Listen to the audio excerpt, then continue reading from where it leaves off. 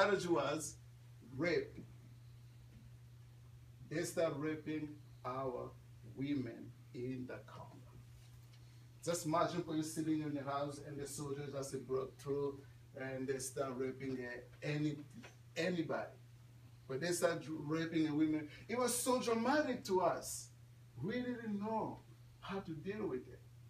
And our soldiers dropped the guns because it was too much. This is a few numbers, as you can see. You guys can read, right? I don't have to read for you, right? Okay, cool. So, these are a few numbers. For the era between 2006 and 2007, it was recorded 1,100 women were being raped in the Congo in that just era. Now, we have a 400,000 of age between 15 and the 49 being raped on a daily basis. So Congo became the rape capital because of that. So they're trying to destroy the status of women. So that's what they want the war. And the guy is in power now. You know, I don't tell anybody. I don't like him. See, I do not like him. But we have an opposition all over the world trying to go do something about it. If we say we can deposit. Obama now is working so we're to take him out of office. Last month, Obama sent John Kerry to come. John Kerry went to Congo and they told him, you cannot change the Congolese constitution in 2016. You are leaving the Congolese presidency. He said, okay, we will see about that. So keep your ear open. We're going to have another civil war in the Congo. Because Africans, dictators, don't just leave the power like, okay, I'm gone, you got me. No, they are the head of army and they always fight back. When they fight back, guess who's suffering? The people, the innocent people. See? So, war, not just war, I'm gonna, it would be wrong if I said, but the war itself is the cause of the orphans in the Congo. It's not just war. We have a disease, right? But we have HIV, malnutrition, all these things, nature, people die naturally, right? And that causes 15% of the Congolese children are orphans in the Congo. 15%.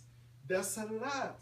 I mean, for putting some number to it, but we have like 800,000 children are orphans. It's like a population of Columbus, Ohio.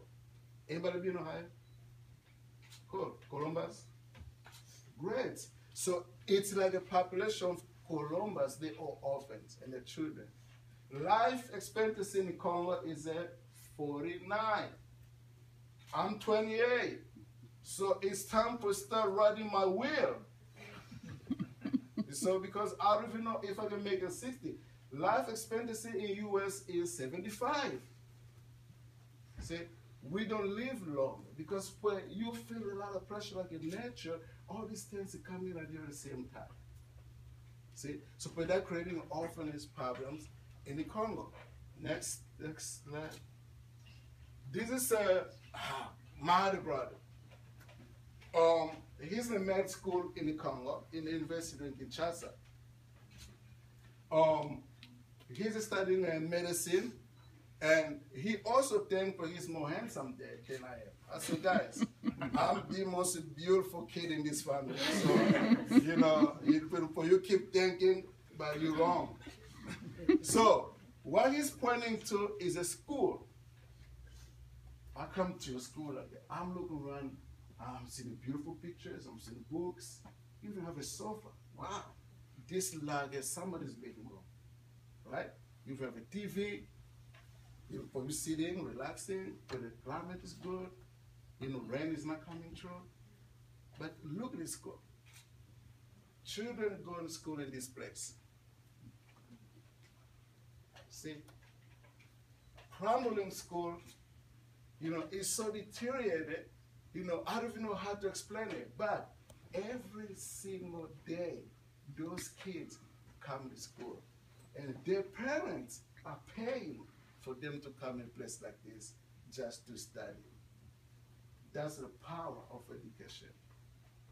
They're coming to study. So when you wake up in the morning and then say, oh, I don't think I want to go to school for today. I'm tired. I'm going to fake that I'm sick. So think about this. These kids come here every single day to study.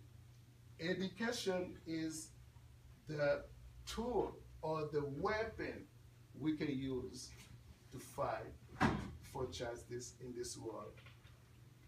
Do you know who said that? Nelson Mandela. Do you guys know who Nelson Mandela is? Great. He's one of the greatest human ever lived. Education is a power you have to change the world. So my brother is praying now that for what's going on in the Congo. And next slide we have, I gotta tell you about my life. Okay. I was born in the Congo in 1986. Anybody knows what happened in 1986 in the world? All right, few things. I was telling Dr. Scott that in 1986, we have something called a Chernobyl. Remember Chernobyl? Anybody knows? In Russia. In 1986, we have Mike Tyson won his first world champion. Do you guys know who Mike Tyson is? In 1986, we had the space shuttle blew up in 73 seconds. Where that killed, 6, 7 people. Do you guys know about it? In 1986, that was President Ronald Reagan passed the immigration law, executive order he used to legalize the immigrant.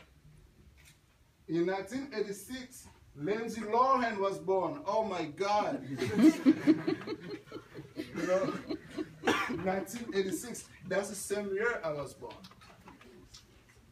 In a place called Kiangana. You see, Gamba is in the West Congo. So,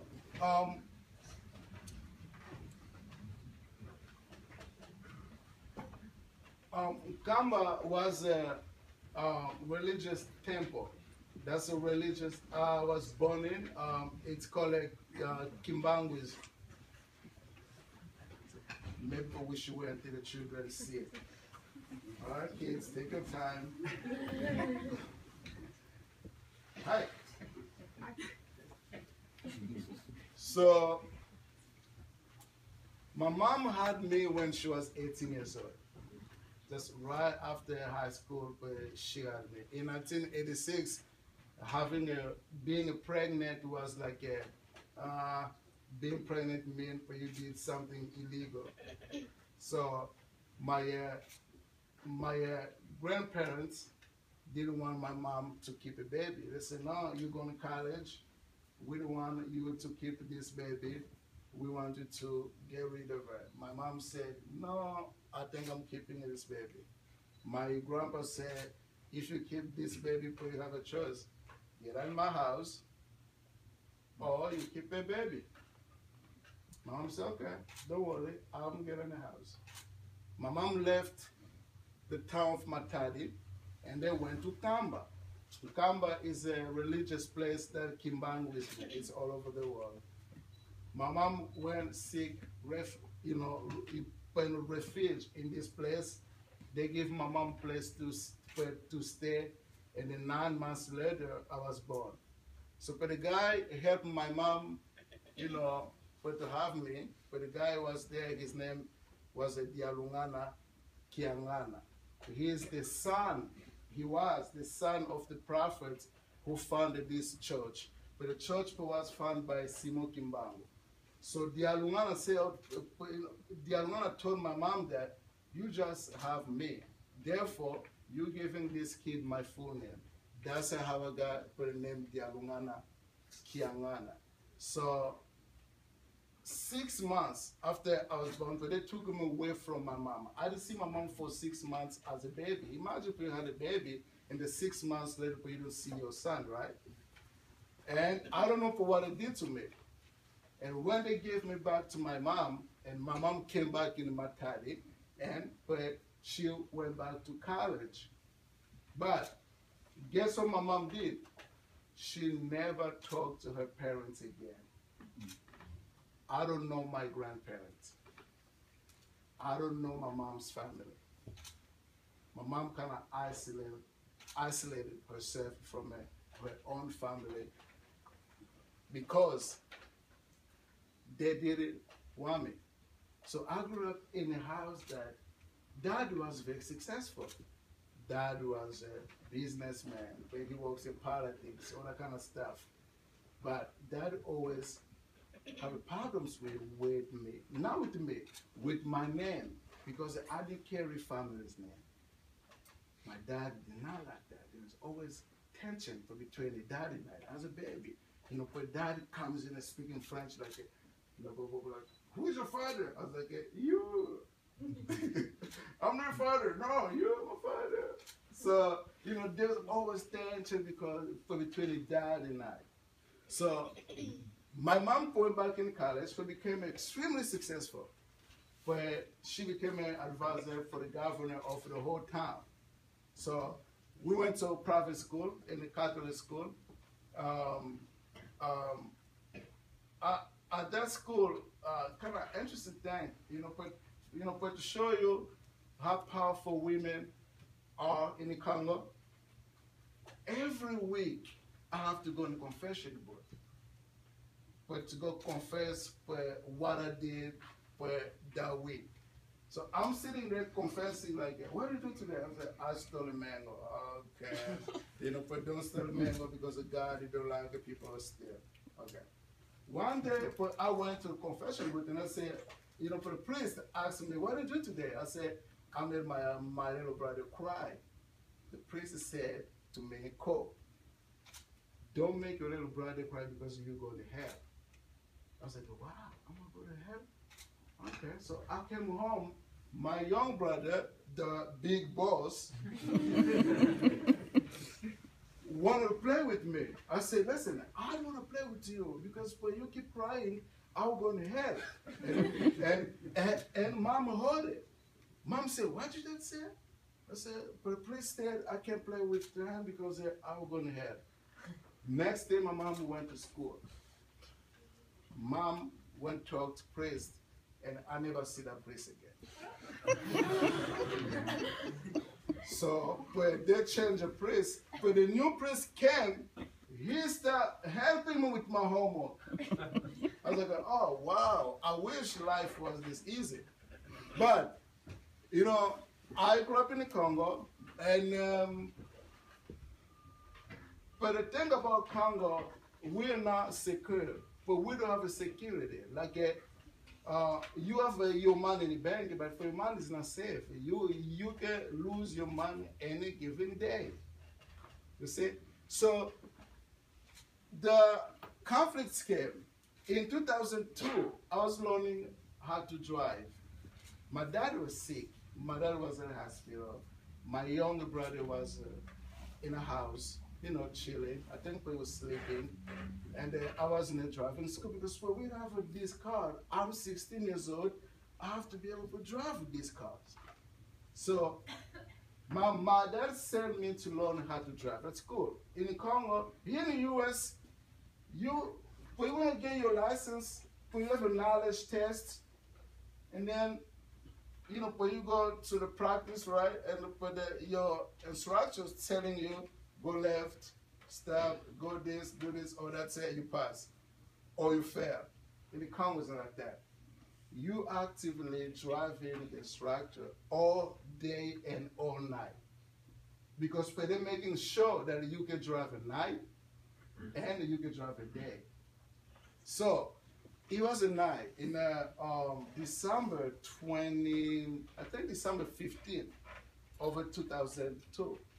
I'm learning how to drive, and guess what? We got an accident. I hit the police car. Right? Not only the police car, I hear the police